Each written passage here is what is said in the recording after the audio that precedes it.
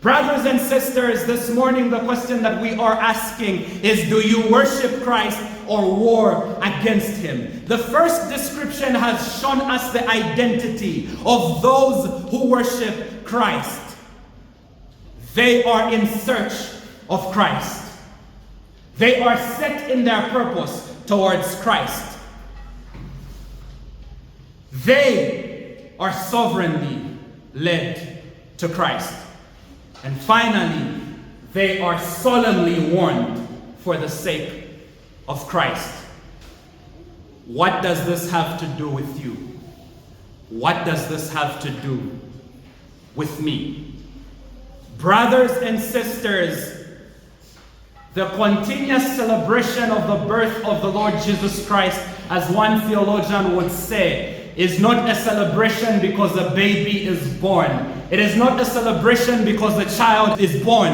It is a celebration because God has become man, because God has put on flesh, because God is among men. And last week it was clearly explained that God became man for one purpose and one purpose only: to rescue men from their sin, to save men from their sin. And those who worship Christ must be identified as belonging to this God, as believing in this God, as living according to this God. Are you among those who worship Christ? This morning, are you in search of Christ? This morning, are you set in your purpose towards Christ? This morning, is the Lord leading you to hear and obey his word? This morning, is the Lord issuing warnings towards you?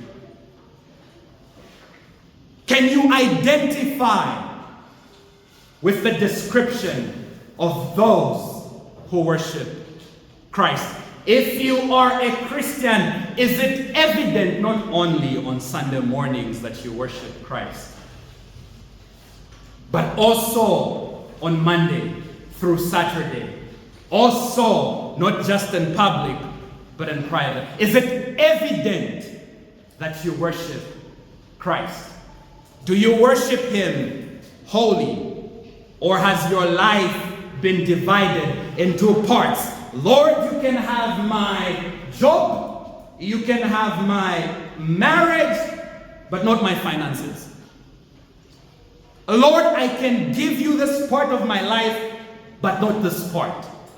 Brothers and sisters, worship is a response of gratitude towards the treasures that Christ has poured out through his death and resurrection for a sinful creation such as you and I. In worship, when we worship him wholly, when we lay prostrate before him, we are saying, you are greater, we are lesser. You are worthy, we are unworthy. In worship, we are saying, we are so secure, we are so safe in your presence that we can lay prostrate and give everything to you. Trust our children to you. Trust our marriages to you. Trust our pain to you. Trust our progress to you. Trust everything that we have, because you are God and we are not.